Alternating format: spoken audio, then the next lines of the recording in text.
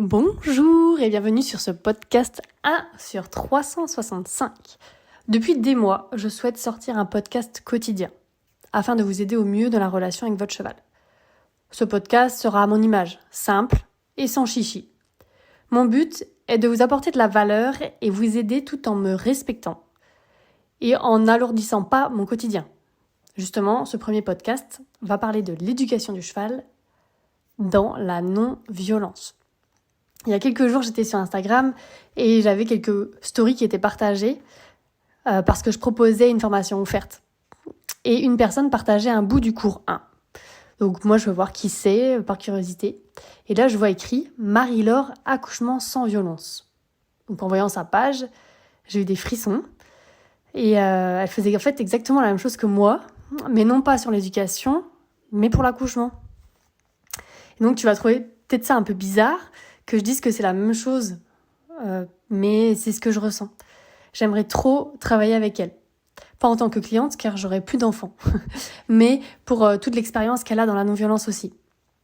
C'est un sujet qui est passionnant. D'ailleurs, à 12h30, je fais un live sur la non-violence. Donc si tu es abonné à mes mails, tu as dû recevoir le lien normalement pour pouvoir y avoir accès. Et sinon, demande-moi. Donc qu'est-ce que la non-violence ? Et pourquoi, dans tout le contenu que je propose, que ce soit ici dans le podcast ou dans mon académie, la non-violence sera mise en avant. Donc pour y répondre, je préfère en fait la question inverse. Qu'est-ce qui est violent ? On imagine la violence comme les gestes violents, par exemple taper. Un homme violent, c'est un homme qui frappe sa femme, par exemple. Une femme violente, c'est une femme qui frappe son mari, ses enfants. Donc oui, bien sûr, il y a cette violence qu'on peut voir partout, même dans les médias, avec la guerre, etc. Donc voilà, où il y a des gens qui sont tués, violés, etc. Ok, donc ça c'est la violence physique. Mais il y a aussi une autre violence qui est pour moi, je trouve, plus perverse. C'est celle des mots qu'on utilise. M-O-T-S.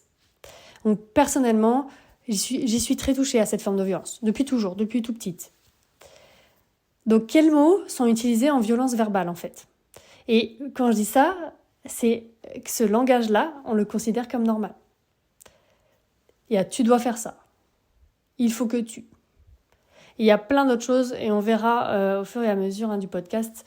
On a 365 jours pour parler, pas que de la non-violence, mais de l'éducation du cheval. Et comme c'est entrecoupé pour moi, tout ça, on en parlera en détail. Là, je vais te donner un exemple justement par rapport à l'accouchement, vu que ça m'a réveillé quelque chose en la voyant. Donc l'accouchement en lui-même et après. Donc je voulais allaiter et ça marchait pas. Donc j'avais vraiment envie d'allaiter. J'étais entourée de personnes qui me disaient « il faut faire ci, tu dois pas faire ça ». Par exemple, tu dois pas lui donner le biberon, sinon il va plus prendre le sein. Tu dois pas te positionner comme ça, parce que si, parce que ça. Ça m'a tellement choquée en fait. Et donc j'avais commencé la CNV, donc communication non violente, mais il y a très peu de temps avant quoi en fait, parce que j'ai accouché en 2017. Et ma fatigue, en fait, elle m'empêchait de traduire. J'ai énormément souffert et, bilan, j'ai pas réussi à allaiter. Donc j'avais pas besoin de « il faut »,« tu dois », de stratégie pour allaiter. J'avais juste besoin d'empathie, parce que déjà un accouchement et tout ce que tu peux te raconter, moi j'avais besoin d'empathie et de repos. Et donc toutes les stratégies qu'on m'a données n'ont servi à rien. À rien du tout. Dormir était le besoin que j'avais, c'est tout, point barre. Bilan, j'ai loupé mon allaitement, j'en ai pleuré pendant des mois, enfin pas tous les jours, mais quand on en parlait, par exemple, tu vois, quand j'avais mes copines qui allaitaient ou quand les gens m'en parlaient, j'avais la colère. Donc je l'ai plus aujourd'hui, grâce à cette non-violence et l'écoute empathique que j'ai pu recevoir. Et toi, dans ta relation avec ton cheval, y a-t-il de la violence verbale ? Non ? T'es sûr ? Parce qu'on parle pas vraiment à notre cheval, on ne dit pas des choses. Enfin, on lui parle un peu comme ça, mais on sait très bien qu'il nous écoute pas. Mais quand on lui demande des trucs et tout, on lui parle pas trop, à part juste quelquefois des petits mots. Donc on peut croire qu'on ne l'est pas. Mais qu'est-ce que toi tu te dis dans ta tête quand tu deviens jaune ? Qu'est-ce que tu dis quand le cheval devient jaune, quand il devient rouge ? Es-tu vraiment non-violent à ce moment-là, tu vois ? Est-ce que j'ai souffert des « il faut »,« tu dois » qu'on me disait ? Est-ce que j'ai vraiment souffert à cause des autres, tu vois ? Ces gens-là qui me disaient ? Oui et non. Je souffrais car moi-même je me le disais en fait.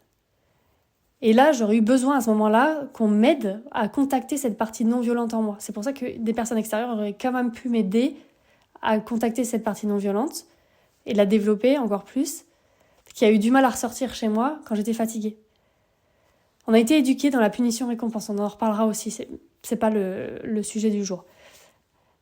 Donc même si avec conscience on peut placer la non-violence dans nos vies, et c'est ce que je fais avec les chevaux, l'éducation qu'on a reçue quand on était petit, elle ressort aussi au moment délicat. Donc là, par exemple, moi, dans une extrême fatigue et une vulnérabilité énorme, c'est-à-dire d'avoir son premier enfant, où tu sais pas du tout quoi faire, tu as des peurs qui ressortent, tu vois. Et là, c'était un moment de vulnérabilité et du coup, la violence qui était en moi ressortait aussi dans mon langage envers moi-même. Donc dans ce podcast quotidien, on parlera de l'éducation du cheval, comment on peut faire les choses, mais aussi on va voir comment être avec notre cheval. Et être, ça va être en présence, en instant présent bien sûr, et non violent. Ça fait partie des valeurs de l'académie, la non-violence, le non-jugement. Donc on verra comment faire ça. Et vous verrez, on en parlera, à quel point cette non-violence amène justement à se sentir bien avec son cheval et avoir un cheval qui est épanoui près de nous. Donc je te souhaite une très belle journée, je te dis à demain, et pour ceux qui peuvent, à midi, si vous avez envie de discuter justement de cette non-violence un peu plus en détail, à midi. Bonne journée!